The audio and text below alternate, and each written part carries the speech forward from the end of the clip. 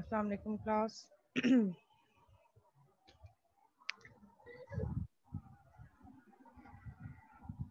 वालेकुम अस्सलाम मैम।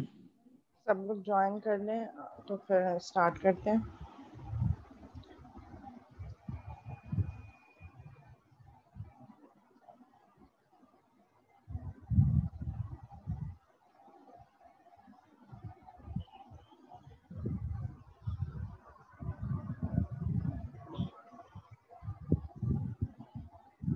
अच्छा, अब तक हमारे कितने क्विज हो चुके हैं?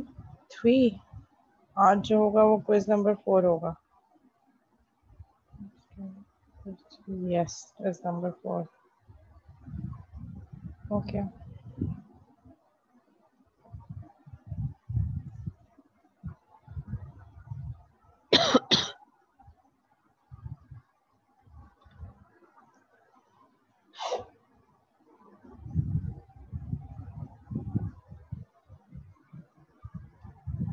स्ट्रेंथ कम है अभी भी। 31 participant join now.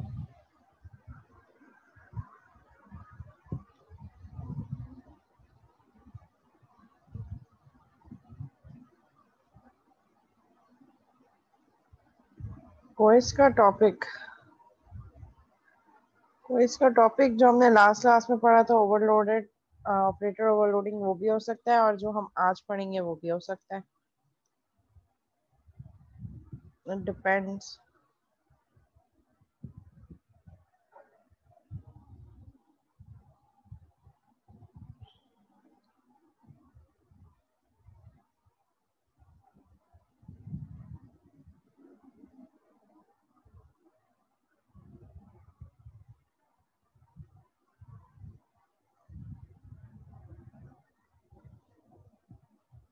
Operator overloading का अच्छा, क्वेश्चन नंबर 3 लास्ट क्लास में जो हुआ था। ठीक है, तो फिर आज जब हम पढ़ेंगे वो उसका क्वेश्चन होगा, या मे बी मेथड ओवरराइडिंग का हो जाए।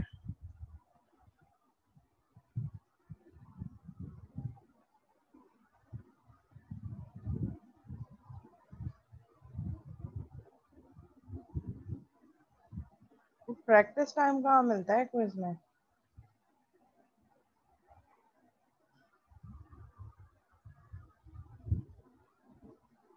असाइनमेंट थोड़ी है कि सॉल्व करने का टाइम मिलेगा और फिर सबमिट करवा सकते हैं।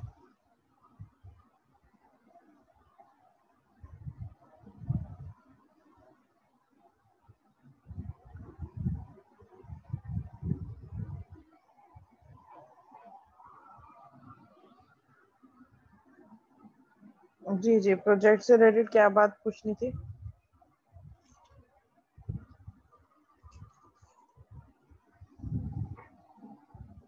हमारे पास अब कितनी क्लासेस रह गई हैं आज की क्लास के बाद? 16, 23 एंड 30। ओके, नेक्स्ट क्लास के बाद से फिर मैं स्केजुलिंग करती हूँ, मतलब 24 से ऑनवर्ड कभी भी आपका जो है वो प्रोजेक्ट इवेलुएट हो सकता है।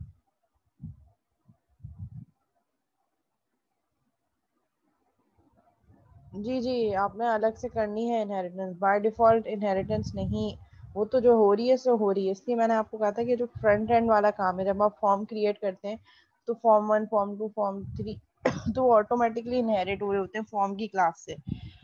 वो तो ऑलरेडी आपके सी शार्प आपको दे रहा है, आपने खुद से भी इनहेरिटेंस परफॉर्म करनी है। अगर कोई पेरोल बना रहे हैं तो उसमें एक पर्सन की क्लास हो सकती है, उसमें फिर एम्प्लॉय की क्लास उसके चाइल्ड होगी, फिर उसके बाद एम्प्लॉय की क्लास से जो है वो सैलरीड एम्प्लॉयड भी हो सकता है, आवरली एम्प्लॉय भी हो सकता है, कमीशन एम्प्लॉय भी हो सकता है। फिर जो चीज़ आप चूज कर रहे हैं रेडियो बटन से, फॉर एग्जांपल विंडोज फॉर्म पे, तो उसके अकॉर्डिंगली ही उसी क्लास का कंस्ट्रक्टर बनेगा। लेट्स से अगर हम कह रहे हैं कि आवरली एम्प्लॉय है, तो आवरली एम्प्लॉय का कंस्ट्रक्ट ऑब्जेक्ट बनेगा और उसके कंस्ट्रक्टर के थ्रू वैल्यू सेट होंगी और सारा काम फिर उस पर होगा। तो आपने ये चीज़ें खुद से इम्प्लीमेंट करनी है। ये नहीं जाना कि ये चीज़ तो सी शार्प दे रही है, ये चीज़ तो डेटाबेस हो जाएगी, तो हमें तो ऊप तो गायब हो गई। तो ऊप होनी चाहिए प्रोजेक्ट में। मेन इंपॉर्टेंट एस्पेक्ट आपके प्रोजेक्ट का ऑब्जेक्ट ओरिएंटेड प्रोग्रामिंग है। ठीक है, डेटाबेस मैंने आपको कहा था ऑप्शनल है कि आप कोई भी यूज़ कर सकते हैं। आप चाहें तो एसक्यूएल सर्वर यूज़ करें, आप एक्सेल पे अगर यूज़ करना चाह रहे हैं, इंटीग्रेट करना चाह रहे हैं तो आप एक्सेल पे कर लें। अगर आप जो है वो फाइलिंग यूज करना चाह रहे हैं, नोटपैड पे काम करना चाह रहे हैं तो भी कर सकते हैं। नहीं नहीं, प्रोग्राम डॉट सी एस पे नहीं बनेगा ना बेटा, अलग अलग क्लासेस बनेंगी। हाँ एग्जैक्टली exactly, कोई भी डेटाबेस यूज कर सकते हैं। एक्सेल हो गया, एक्सेस एम एस एक्सेस हो गया, एम एस एक्सेल हो गया, आप नोटपैड यूज कर सकते हैं, आप एसक्यूएल सर्वर यूज कर सकते हैं। इट्स अप टू यू कि आप क्या यूज करना चाहें।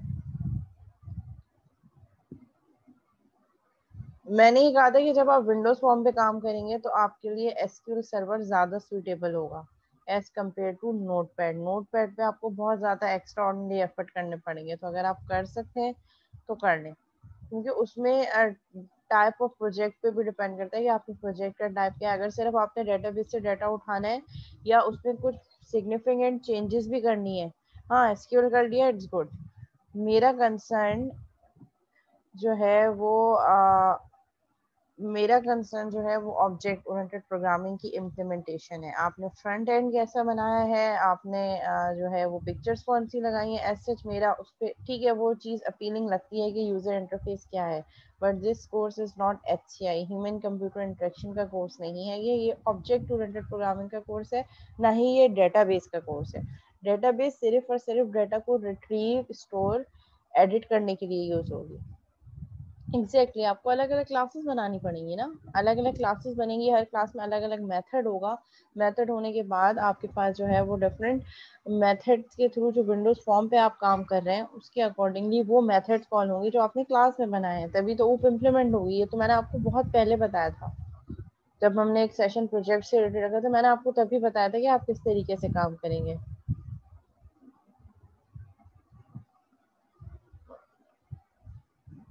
अच्छा, पेजेस से रिलेटेड, क्योंकि HTML की वेबसाइट तो है नहीं कि हम पेजेस पे कंसर्न करेंगे कितने पेजेस होंगे। एक काम, किसी का प्रोजेक्ट कुछ कंप्लीशन की तरफ पहुंचा है, कुछ 30 मतलब 50 अबव 50% हुआ है किसी का प्रोजेक्ट?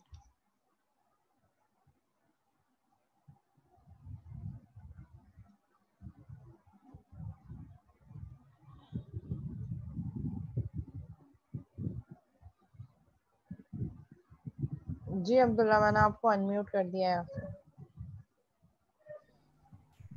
आवाज आ रही है? जी आ रही है।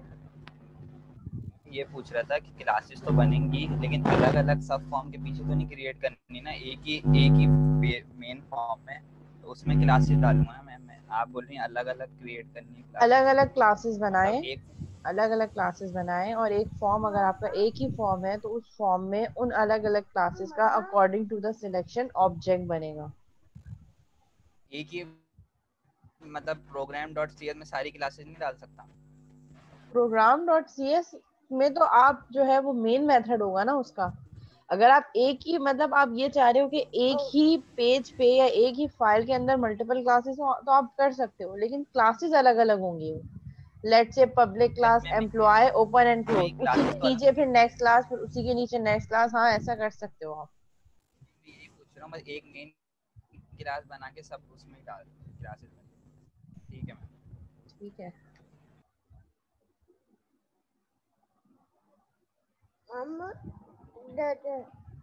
जी राशिद।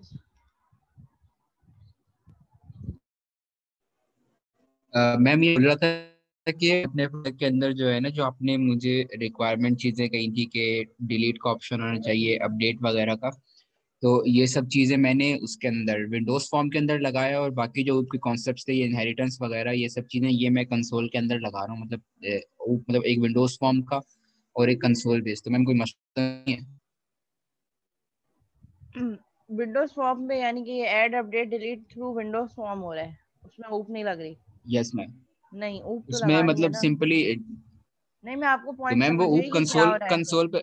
जी जी। मैं समझ गई कि आप क्या पूछना चाह रहे हो। तो आपने जो विंडोज फॉर्म पे लेट से एडिट बनाया है ना, आप ये कर रहे होगे कि विंडोज फॉर्म में, या हम डिलीट कह रहे हैं, आपने कुछ सिलेक्ट करवाया, जैसे let say employee name for example, employee name select होने पे उसकी सारी डिटेल्स आ गई, वहां पे बटन होगा डिलीट का। विंडोज फॉर्म पे आपने जैसे ही डिलीट का बटन प्रेस किया, डिलीट के बटन के बैक एंड पे आपने क्या कोडिंग लगाई होगी, डेटाबेस से कनेक्ट करके delete all from employee where employee name is equal to this, ये किया होगा, एसक्यूएल की ऐसा किया क्यूरी। है। ऐसा किया है ना, डायरेक्ट एसक्यूएल की क्यूरी यस लगा दी विंडोज यस फॉर्म पे, बस। नहीं ऐसा नहीं होगा। ये एसक्यूएल की ये जो क्यूरीज हैं, ये queries through object oriented programming classes के थ्रू इम्प्लीमेंट होंगी। लेट से मेरे पास एक सही है क्लास है guys। एम्प्लॉय की, ठीक है, एम्प्लॉय की क्लास में आई हैव 4 मेथड्स, ऐड मतलब इंसर्ट, अपडेट, डिलीट। और एडिट का आप कर लो, या आप जो है वो कोई और फॉर्म जैसे लेट से कंपेयरिंग का कर लो, सर्च का कर लो, ठीक है। ये 4 मेथड आपकी क्लास के अंदर है। एम्प्लॉय की क्लास है, एम्प्लॉय की सारी बेसिक फील्ड्स होंगी, कंस्ट्रक्टर्स होंगे, ओवरलोडेड कंस्ट्रक्टर्स होंगे, और ये 3-4 मेथड्स होंगे, ऐड, इंसर्ट, अपडेट, डिलीट। अब होगा क्या कि विंडोज फॉर्म से जैसे आपने बटन क्लिक किया डिलीट का, तो डिलीट का बटन क्लिक होने पर एम्प्लॉय की क्लास का ऑब्जेक्ट बने, और ऑब्जेक्ट के थ्रू डिलीट वाला मेथड कॉल हो। तो ये ऊप की इम्प्लीमेंटेशन है थ्रू विंडोज फॉर्म के बैकएंड पे, कि विंडोज फॉर्म के बैकएंड पे भी आपने ओप इम्प्लीमेंट किए, ये रिक्वायरमेंट है, ऐसे होगा। बस फिर मैं ये फिर मैं यही काम मैम कंसोल पे कर लूंगा, खवारी रहेगी। नहीं, कंसोल पे क्यों करोगे? वही चीज जो विंडोज फॉर्म पे कर रहे हो, सिर्फ बटन के क्लिक होने पे, वो जो आपने डायरेक्ट जो क्यूरी लिखी है ना एसक्यूएल की, अभी आप बटन के क्लिक करने पे कर रहे हो ना डिलीट मैम की, आप कह रही हैं कि ठीक है मैं समझ गया।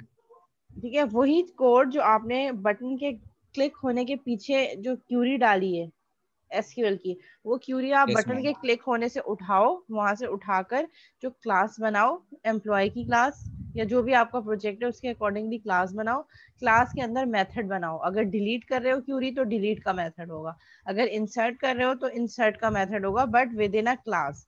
और फॉर्म के पीछे आप क्या करोगे कि जैसे ही डिलीट का बटन क्लिक होने पर बटन का जो इवेंट जनरेट होता है, वहां पे आप कोडिंग ये करोगे, एम्प्लॉय की क्लास का ऑब्जेक्ट बनेगा, और ऑब्जेक्ट के नाम के साथ वो मेथड कॉल होगा जो insert, update, delete, what ever you want, और वो क्यूरी वहां लगी होगी। इट मीन्स कि आप वो सारा काम डायरेक्ट करने के बजाय ऑब्जेक्ट ओरिएंटेड प्रोग्रामिंग के थ्रू कर रहे हो। समझ गए मैम। ठीक है, क्लियर हो गया? मैं हमें बाकी सबको भी कुछ क्लियर हो गया होगा कि मैं क्या रिक्वायरमेंट है।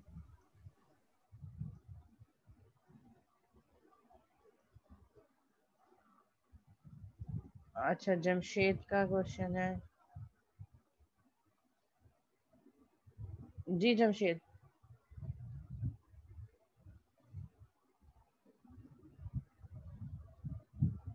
जमशेद आपको मैंने अनम्यूट कर दिया है, आप अनम्यूट हैं। हेलो। यस मिस, आवाज़ आ रही है? जी आ रही है। जी मिस, हमने एक क्लास बनाई है डेटाबेस की, तो वो अलग से नहीं बन सकती इंसर्ट डिलीट वगैरह की? नहीं, ये सारे काम आपके जो है वो तो इम्प्लीमेंट ही हम इसलिए कर रहे हैं ना। उस क्लास में इम्प्लीमेंट हो रही या है ना आप वो एक काम करो, मतलब। या एक काम करो, एक काम हो सकता है, ठीक है, एक क्लास बना लो कनेक्शन की, उसी में कनेक्शन हो रहा है आपका, और उसी में मेथड के थ्रू सारी क्यूरीज लगा, सारी क्यूरीज मतलब जो बेसिक क्यूरीज हैं, जो क्रूड हमारे ऑपरेशंस हैं, इंसर्ट, अपडेट, डिलीट, ठीक है, सर्च, ये 4 सर्च तो नहीं, वो हर क्लास का स्पेसिफिक होगा, 3 कर दो, इंसर्ट, अपडेट, डिलीट। अब क्या होगा, वही काम जैसे मैंने राशिद को बताया कि बटन के क्लिक होने पर, जैसे अगर आप इंसर्ट का बटन क्लिक कर रहे हो तो क्या हो, यस। आपकी क्लास कॉल हो जो मेन क्लास हो, जैसे एम्प्लॉय है या पर्सन है या टीचर है या स्टूडेंट है, वट जो भी क्लास है, उस क्लास के अंदर एक मेथड हो इंसर्ट का, और उस मेथड के अंदर आप उस क्लास का फिर ऑब्जेक्ट बनाओ, यानी कि ऑब्जेक्ट ओरिएंटेड प्रोग्रामिंग के कॉन्सेप्ट ही यूज करने। जो आपने कनेक्शन की क्लास बनाई है, उस कनेक्शन की क्लास का ऑब्जेक्ट बनाओ, और वो जो कनेक्शन का मेथड है वो आप क्लास के मेथड के थ्रू, वो वाला ऑब्जेक्ट के थ्रू मेथड कॉल करो। तो ये दोनों वे पॉसिबल है। एक तो ये कि जो मैंने रिक्वायरमेंट राशिद को गई थी कि आप सारा काम आपका क्लास टू क्लास हो, इंसर्ट, अपडेट, डिलीट के मेथड भी वही हो। एक सिनेरियो ये भी है कि आप कनेक्शन की एक अलग सेपरेट क्लास बना लो जिसमें एसक्यूएल का कनेक्शन हो रहा हो, जब जब आपको कनेक्शन की जरूरत हो जिस क्लास के अंदर, वहां पे आप जो है उस कनेक्शन की क्लास का ऑब्जेक्ट बनाओ, और जो कनेक्शन डॉट ओपन का मेथड कॉल कर लो ताकि आपका कनेक्शन क्रिएट हो जाए। सिमिलरली आप इंसर्ट, अपडेट, डिलीट के लिए भी एक अलग क्लास बना सकते हो जिसमें ये क्यूरीज लग रही हो इंसर्ट, अपडेट, डिलीट की। ठीक है। जब और अपने फिर मेथड बना दिए तो ये भी तो कर सकते हैं ना कि उस मतलब जो मतलब एम्प्लॉय की क्लास है उसका जो मेथड है हम्म, उस मेथड के अंदर उस पूरा उसके मतलब उसका ऑब्जेक्ट बना दें डेटाबेस की क्लास का। यही तो मैं कह रही हूँ कि एक दूसरा सिनेरियो ये भी हो सकता है कि जो आपकी क्लास है, स्पेसिफिक क्लास है, जो आपकी यूटिलिटी क्लास है, ड्राइवर क्लास की बात नहीं कर रही, utility class let's say employee की, तो एम्प्लॉय के अंदर एक मेथड हो और उस मेथड के अंदर आप ऑब्जेक्ट बना रहे हो उस क्लास का जिसमें इंसर्ट अपडेट डिलीट का मेथड हो, और उस ऑब्जेक्ट के नाम के साथ आपको जो मेथड रिक्वायर्ड हो आप वो कॉल कर लें। ये भी कर सकते हैं आप। ओके, और कोई क्यूरी? अच्छा, किसी का डेटाबेस से कनेक्टिविटी हो गई है? जी एग्जैक्टली exactly. उजैर बिल्कुल ऐसे ही होगा। अच्छा फुरकान, आप अगर आप मतलब आप अगर एग्रीड हो तो आप अपनी स्क्रीन शेयर करके थोड़ा सा जो है वो दिखा दो, ताकि मैं बच्चों को थोड़ा सा डिस्क्राइब कर सकूं कि आपने जो किया है वो सही किया या नहीं किया, या कोई भी एक स्टूडेंट।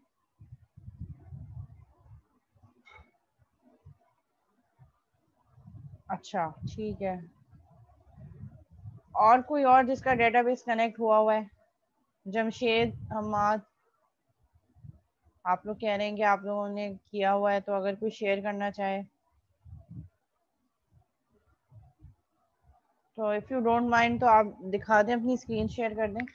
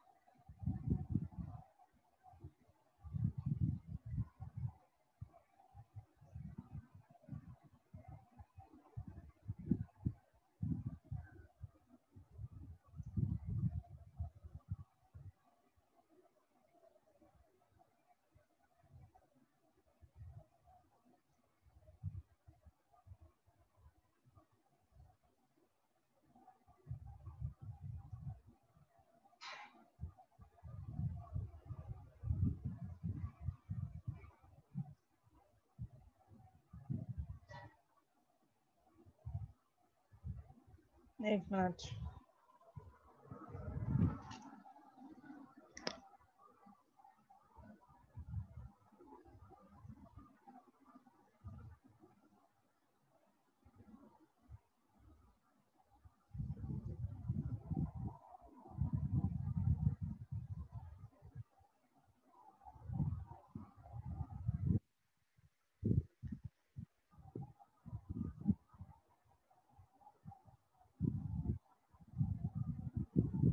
आप चेक करें।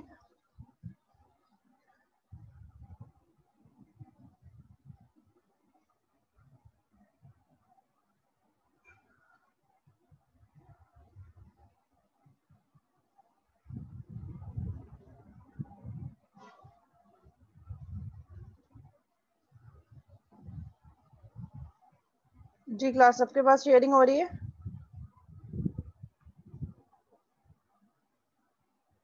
ओके, डेटाबेस व्यू नहीं, आप मुझे विजुअल स्टूडियो, हाँ ओके। कोई एक फॉर्म दिखा दें जमशेद।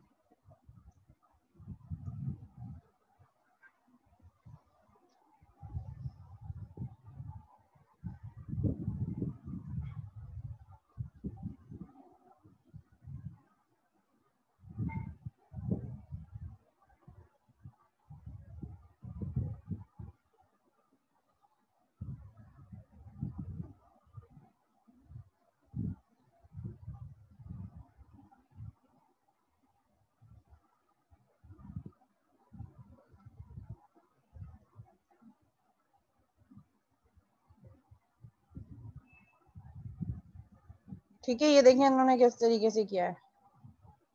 मैं आपका माइक थोड़ी देर के लिए आपको अनम्यूट कर रही हूँ, आप थोड़ा सा एक्सप्लेन भी कर दें।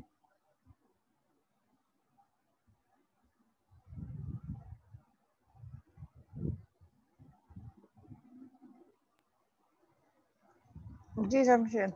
तो मीन्स हमने ये यहाँ पे यहाँ डेटाबेस ये ठीक है, डॉक्टर ये का आपका इंसर्ट फॉर्म भी ओपन करें, फॉर्म भी ओपन करें।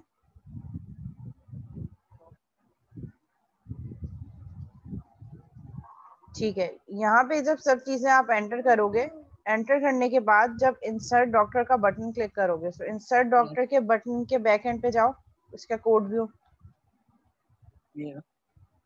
ठीक है, बटन क्लिक होने पे क्या हो रहा है, डॉक्टर की क्लास का एक ऑब्जेक्ट बनाया है इन्होंने, यानी कि क्लास इनके पास पहले से डिफाइन है डॉक्टर की। वो डॉक्टर की क्लास भी जरा दिखा दें।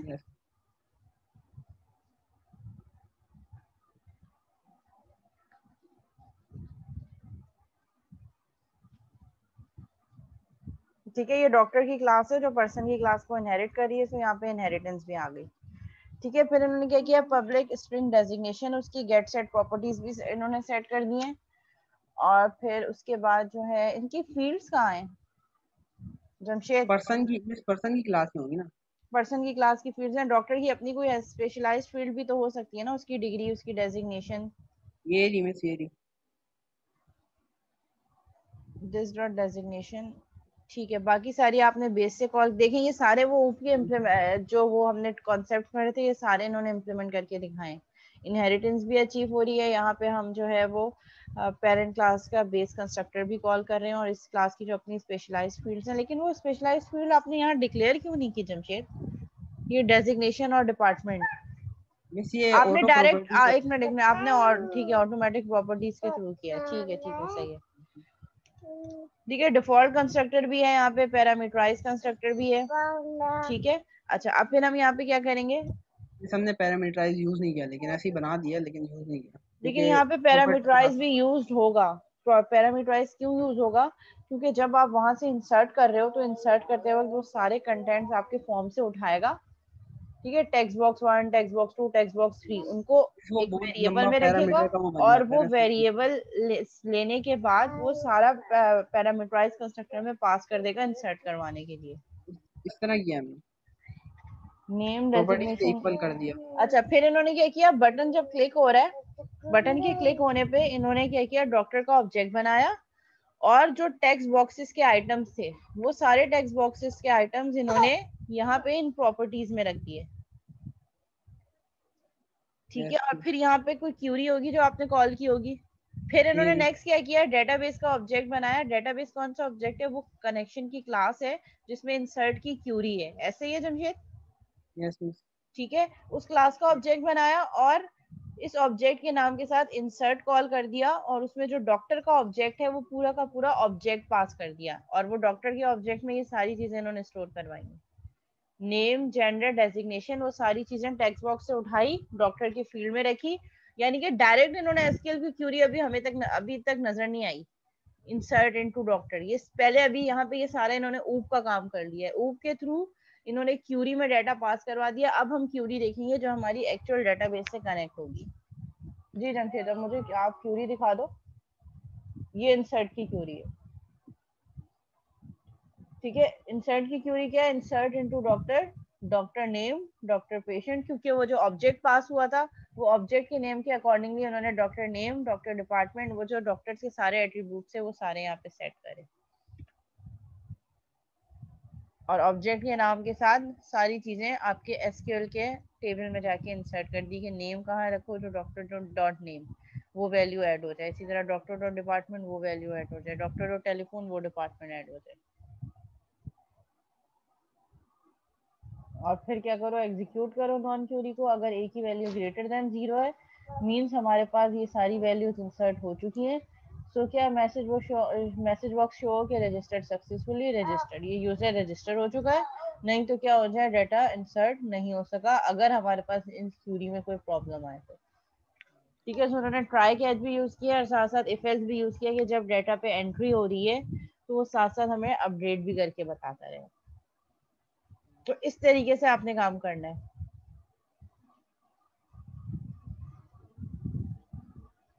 ओके मिस, सही है। ठीक है जी, ठीक है, सही है।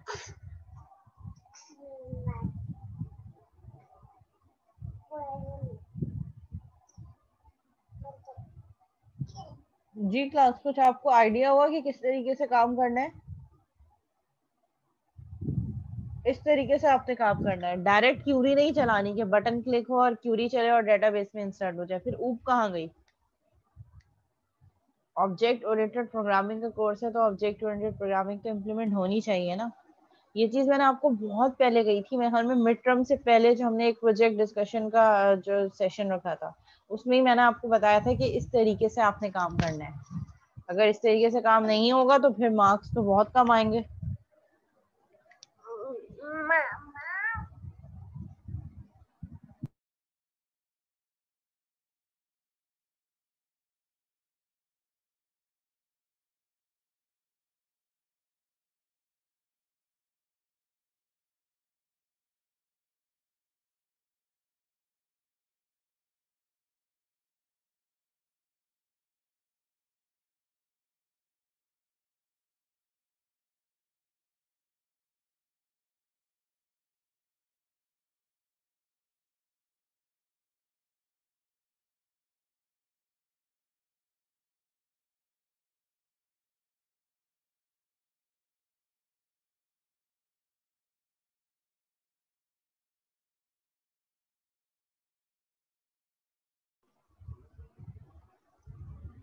ठीक है, तो मैंने आपको लेआउट पहले से बता दिया है कि किस तरीके की प्रोजेक्ट की रिक्वायरमेंट्स क्या है, प्रोजेक्ट किस तरीके से, और ये बहुत पहले भी मैंने आपको बताया था। ठीक है, सो हम मार्क्स भी फिर इसी बेसिस पे होंगे, जितना ज्यादा इम्प्लीमेंट होगा उतने ज्यादा मार्क्स होंगे।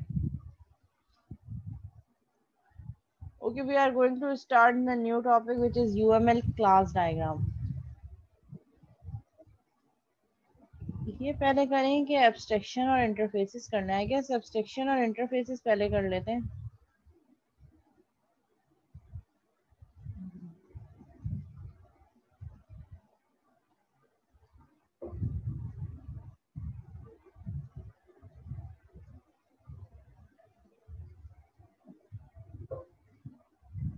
ओके, हमारे पास UML class diagram. UML stand for unified modelling language.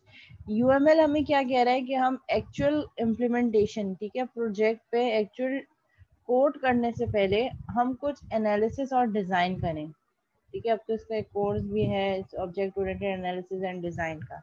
ठीक है, वो हमें क्या बता रहा होता है कि प्रोजेक्ट स्टार्ट करने से पहले यूजुअली होता है क्या कि जैसे ही प्रोजेक्ट आता है हमें मिलता है तो हम फौरन क्या करते हैं, कोडिंग स्टार्ट कर देते हैं, which is not a good approach. क्योंकि प्रॉब्लम ये होती है कि आपने रिक्वायरमेंट को ना तो प्रॉपरली कहीं लिस्ट डाउन किया है, ना उसको एनालिसिस किया है, ना डिजाइन किया है, आपने डायरेक्ट क्या कर दिया, आपने कोडिंग करनी स्टार्ट कर दी है। तब ये प्रॉब्लम सभी आते हैं, जैसे आपके टर्म प्रोजेक्ट में या सेमेस्टर प्रोजेक्ट में ये प्रॉब्लम्स आते हैं।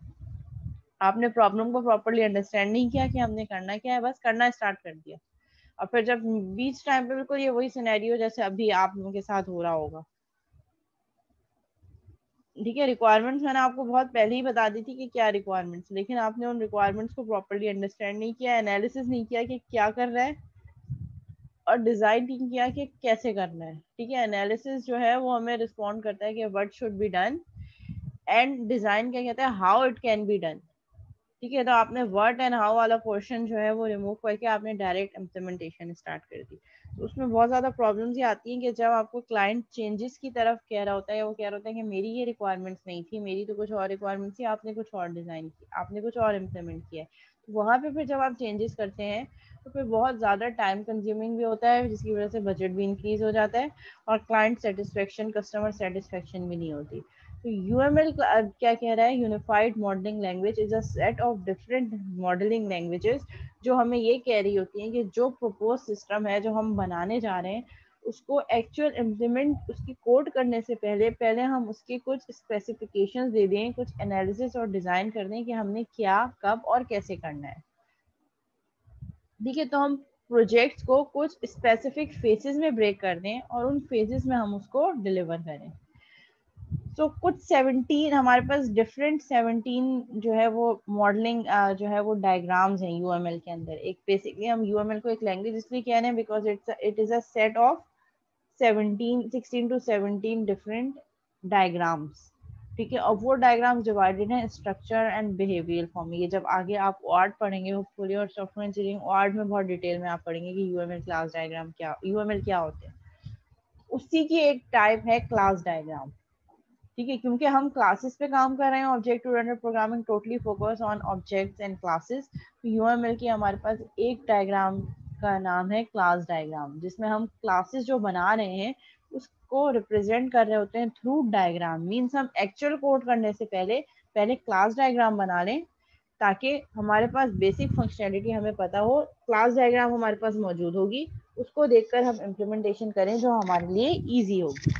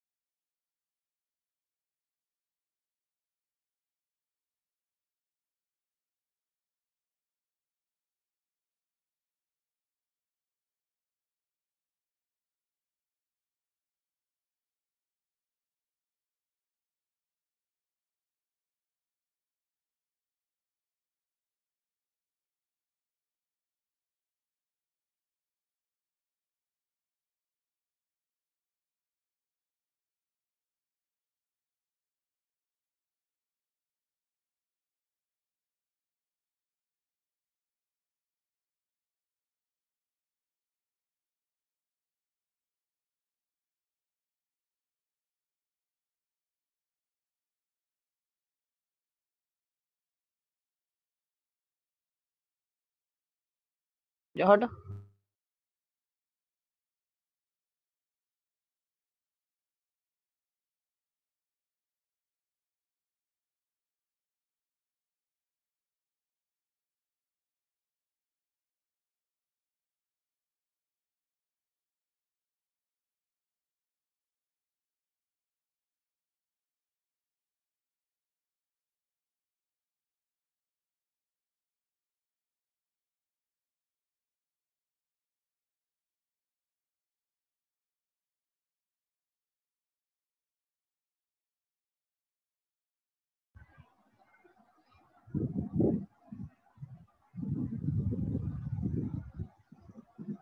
ठीक है, तो फिर यूएमएल क्या हमें कह रही होती है कि we have different set of diagram जो कि हमें हेल्प आउट कर रही होती है कि एक्चुअल सॉफ्टवेयर की इम्प्लीमेंटेशन से पहले हम उसका डिज़ाइन कंप्लीट कर लें, सो दैट उस डिज़ाइन को फॉलो करते हुए हम इम्प्लीमेंट करें और वो इम्प्लीमेंटेशन करना भी हमारे लिए आसान हो जाए और कस्टमर सेटिस्फेक्शन भी इंक्रीज हो जाए।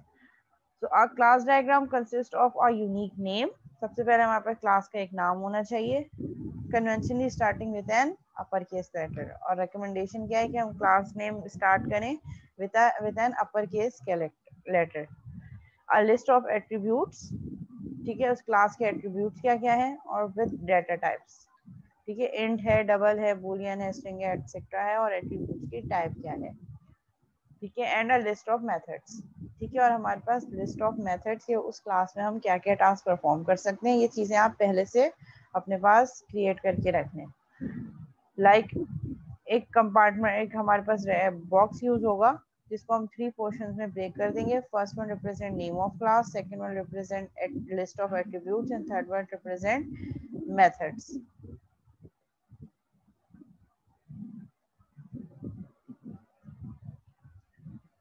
ठीक है, ये 3 चीजें हम शो कर रहे होते हैं क्लास डायग्राम में, क्लास का नेम, उसके एट्रीब्यूट्स और उसके तमाम मेथड्स। ठीक है, एग्जांपल इन्होंने किस तरीके से दिया, let's say we have a class name book, तो यहाँ पे हमारे पास नेम ऑफ क्लास आ गया। बुक से रिलेटेड हमारे पास एट्रीब्यूट क्या हो सकते हैं, बुक का टाइटल, बुक का ऑथर, और ये दोनों चीजें स्ट्रिंग में होंगी, तो हमने उसको डाटा टाइप भी आगे मेंशन कर दिया और एट्रीब्यूट्स के नेम भी मेंशन कर दिए। और पॉसिबल हमारे पास मेथड्स क्या क्या हो सकते हैं, सेट टाइटल, कि हमने बुक का टाइटल सेट करना है, गेट करना है टाइटल, सेट करना है ऑथर नेम क्या है, गेट करना है ऑथर, और किसी भी चीज को स्ट्रिंग में कन्वर्ट करना है। ठीक है, इसमें हमारे पास और भी बहुत सारे ऑप्शंस आ सकते हैं। बुक को हमने जो है वो अगर लाइब्रेरी के टर्म में हम देख रहे हैं तो ऐड करना है, सो ऐड बुक का ऑप्शन आ सकता है हमारे पास, मेथड आ सकता है।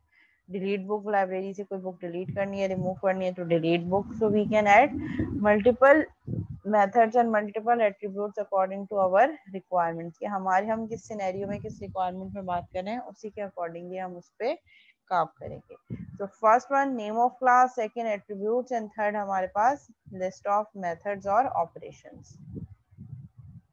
अच्छा, ये साइन हमें रिप्रेजेंट कर रहे हैं एक्सेस मॉडिफायर, ठीक है। माइनस मींस जो माइनस साइन है ये शो कर रहा है कि ये प्राइवेट है, ठीक है। प्लस मींस पब्लिक एट्रीब्यूट्स, और जहां हम यूज करेंगे हैश वो यूज होगा हमारे पास प्रोटेक्टेड के लिए, ठीक है। आगे सब आगे मेंशन है कि हम ये साइन क्यों यूज कर रहे होते हैं।